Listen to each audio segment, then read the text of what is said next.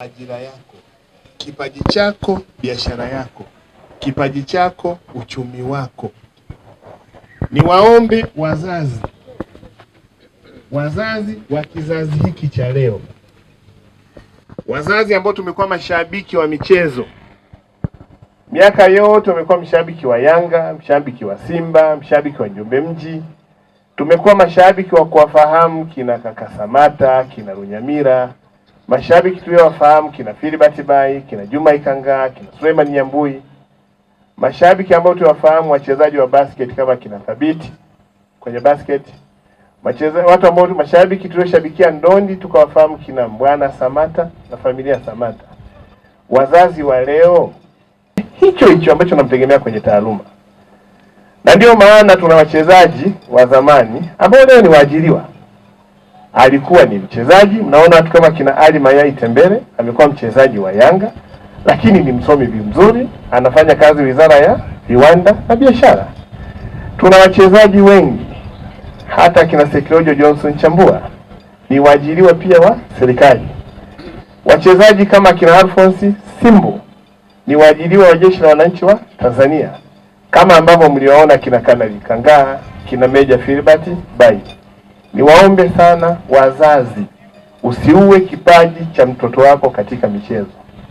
Ana kipaji cha kusoma, anacho. Tuna shule zenye vipaji maalum kama Iliboru, kama Kibaha Sekondari, Tabora Girls, Tabora Boys. Na sasa serikali kwenye mtaala mpya wa amali tunaenda pia kujenga shule zenye vipaji vya michezo kwa watoto. Kwa hiyo ukimwona mtoto anatamani kucheza, endeleza kipaji chake, usimdiscourage, kwa sababu leo kipaji ni biashara, leo kipaji ni uchumi. Lakini eneo la pili ni kwa wachezaji. Bahati nzuri hapa watu wamekimbia half marathon na wana zawadi. Kuna mshindi hapa atapata milioni 1. Lakini lazima mjue kwamba kwenye marathon sasa tuna watu wanapata milioni 5 Tanzania hii, milioni 10. Huko duniani tuna watu wanakimbia marathon wanapata milioni 500. Ukienda kuangalia Dubai Marathon, mshindi wa kwanza anapata kama bilioni 1 kukimbia kilomita 42. Na wachezaji kama kina Alphonse Simbu wamefanikiwa kujenga maisha kwa sababu ya mbio. Wachezaji wa mbio kama kina Geyai, wachezaji wa mbio kama kina Fairuna Matanga wanaendesha maisha na familia zao kwa sababu ya mbio. Kama mnavyoona kaka zetu kina Philbert Bayi wanaendesha mashule, kina Ikanga wanaendesha vitu vingi. Kwa hiyo niombe sana wachezaji, haijalishi ni mchezaji wa kitu gani, tusisahau kuwekeza kwenye uchumi. Ile miaka ya kwamba nilikuwa ni mchezaji, uchumi umeyumba, nichangiwe kwenye gazeti kwa sababu nilikuwa mtu maarufu, naenda kwenye gazeti naomba nichangiwe. Hizo zama kidogo tunaweza kupata upinzani. Mchezaji yote anayepata hela yake leo aitunze, aende kwenye kuwekeza. Na ndio maana mtu atakayekuja kukimbia Njombe anakimbia mbio gani? Uchumi parachichi marathon. Anapokimbia ile milioni 1 anayetafuta anajua ni uchumi. Yaani ile jambo lianze kustiki kwenye kichwa kwamba unapocheza unacheza ni biashara, ni ajira. Hata tunapoenda kwenye AFCON mwakani watu wanacheza pale, ile ni hela. Mkiangalia kwenye kombe la dunia mshindi pale zaidi ya milioni 50, ule ni uchumi. Kwa hiyo niwaombe sana tupeleke mindset, akili yetu kutoka kwenye michezo kwenda kwenye biashara, kwenda kwenye ajira, kwenda kwenye michezo. Na hata mwakani kama kuna mtu anadhamiria hapa kushinda, afanye maandalizi. Tuna watu Tanzania hii wengi wanatokea Arusha, Manyara, wanajua maana ya mbio. Anakimbia Kilimarathon anapata milioni 5. Anakimbia Tulia Marathon anapata milioni 3. Anakimbia Serengeti Marathon anapata. Kwa mwaka mzima akimbia marathon zake 10. Inamchosha kwenda kwenye mashindano ya kimataifa kwa sababu akimbia marathon unapaswa ukikimbia at least upate muda wa mapumziko kama miezi 6. 3 mpaka 6. Lakini kwa sababu hawa ndani wanakimbia kwa ajili ya vipato, tofauti na wale wanaokimbia kwenye mashindano makubwa, anatengeneza hela yake. Katika marathon hizo hapa milioni 1, milioni 2. Mwisho wa siku amekusanya milioni 30 kwa sababu ya kipaji chake. Kwa hiyo niombe hata walioko Njombe tufanye maandalizi. Mtaona watu watakaotajwa hapa, pengine wengine sio hapa Njombe, lakini wamejua kuna fursa Njombe, kuna marathon, kuna zawadi wamekuja, wamechukua. Kwa hiyo tuweke dhamira pia ya kuweza kufanya maandalizi ya mwakani. Na tumezunguka na marathon, Tulia Marathon Mbeya, tuna Ruaha Marathon Iringa. Kwa hiyo tukifanya maandalizi tutakuwa na vipaji vingi ambavyo vitaweza kufanya vizuri. Lakini la mwisho ambalo ningependa nilizungumze kwa watu wa Njombe, mnaona huu mwamko, na naamini kwamba mchanganyiko huu pia ni mchanganyiko wa kibiashara, ni mchanganyiko wa kifursa. Mwakani tunapomaliza shughuli kama hii tutachagua pia tunataka twende shamba gani kwa ajili ya kuweza watu kuona.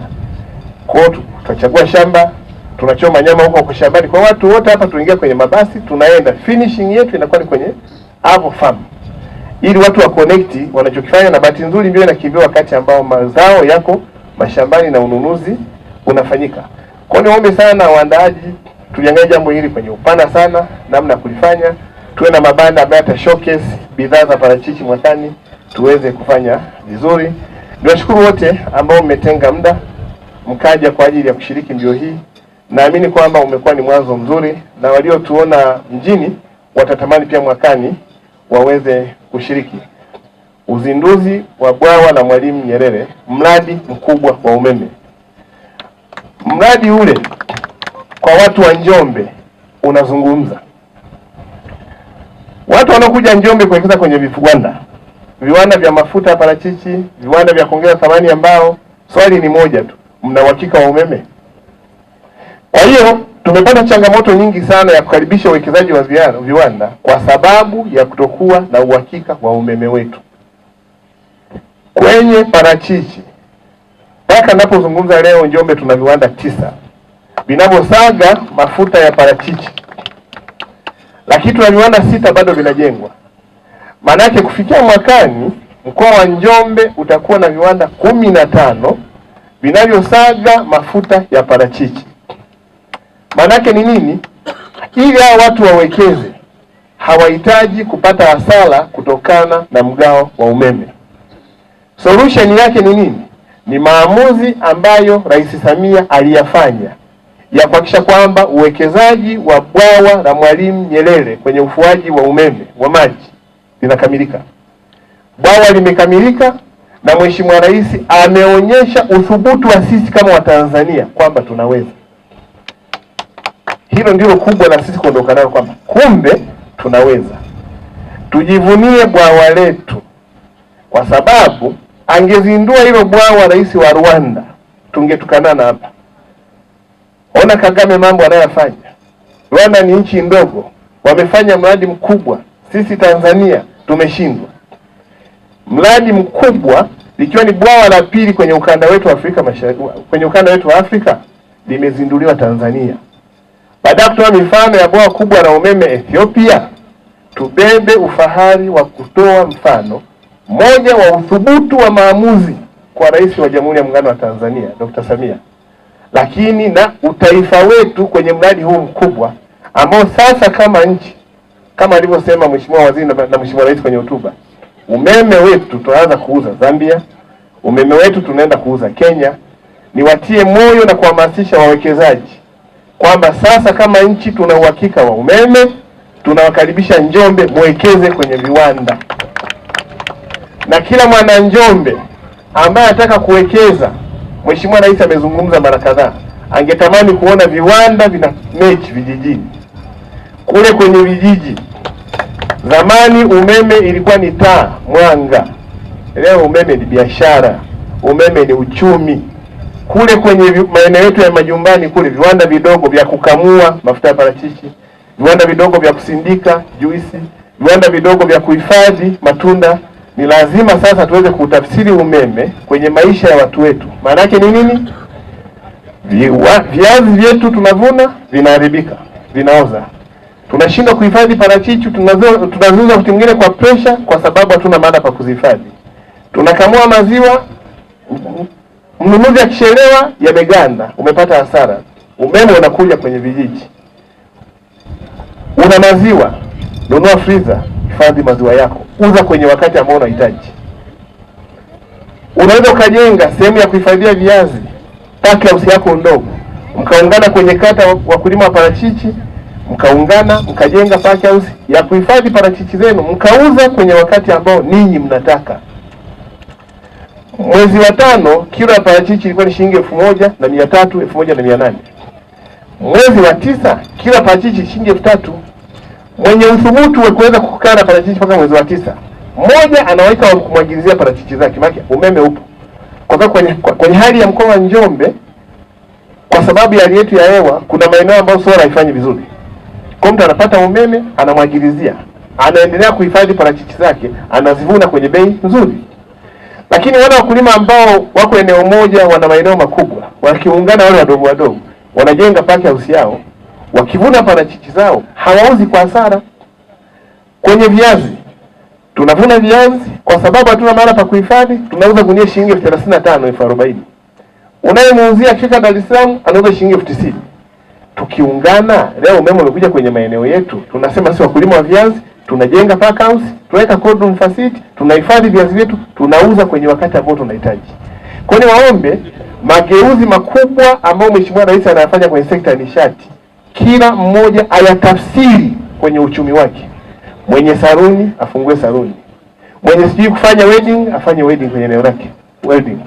Mwenye mtu ambaye anataka kufanya kitu fulani, umeme umesha kuja, tutoe kwenye umeme wa taa, tutoe kwenye umeme wa mwanga, tuje kwenye nishati inayozungumzia uchumi kwenye maisha yetu ya kila siku.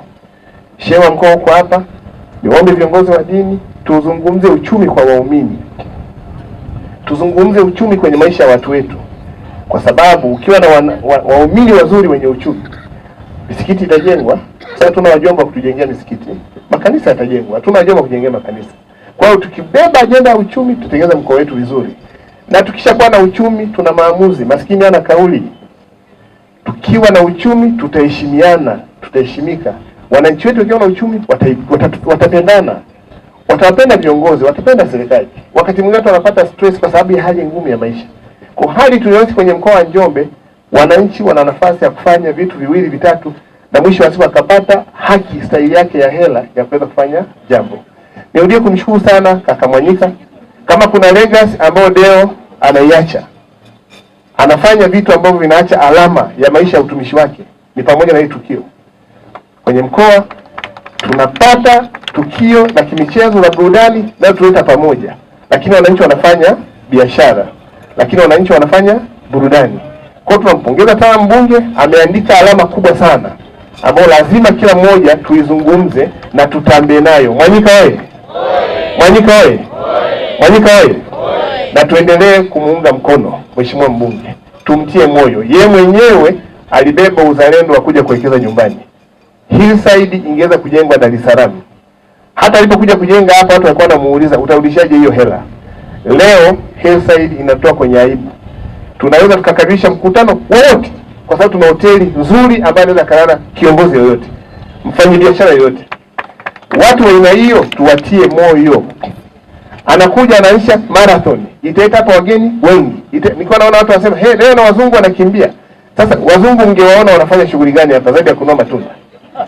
Leo ndugu zangu wa India hapa, angekuja kwenye tukio lipi? Hawezi kuja kwenye harusi yako, lakini mnaonana kwenye marathon.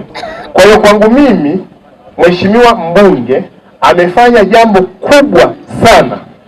Kwa kuwa yeye ni mwenye harusi anaweza asione impact, lakini ninyi ambao mmeshiriki, niwaambie mwakani watu watakao kuja hapa, sisemi ni mara 10 au mara 100, watakuja siku moja maelfu ya watu. Hivi viwanja havitatosha. Kwa hiyo tunapongeza sana mbunge, lakini watu wa ofisi za serikali wako hapa, tuimarishe jogging club zetu ili sasa tuweze kuwa na jogging club. Tunapokuja mwakani tunakuja hapa jogging club. Naona watu wa mahakama wanafanya sana, watu wa halmashauri wa Masike kule, watu wa ushirika, tufanye kila maeneo tuwe na jogging club ili tuweze kuwa na vitu vya aina hii. Michezo ni furaha, michezo ni upendo, lakini tukijua kwamba michezo ni biashara na ni uchumi na ni msingi ambao mbunge ameuweka, tuubebe na tutembee nao kifua mbele. Mungu awabariki sana. Tuko tayari sasa kutoa zawadi. Naomba jukwaa lije hapa ili tuanze ratiba utoaji wa medali na zawadi. Asanteni sana.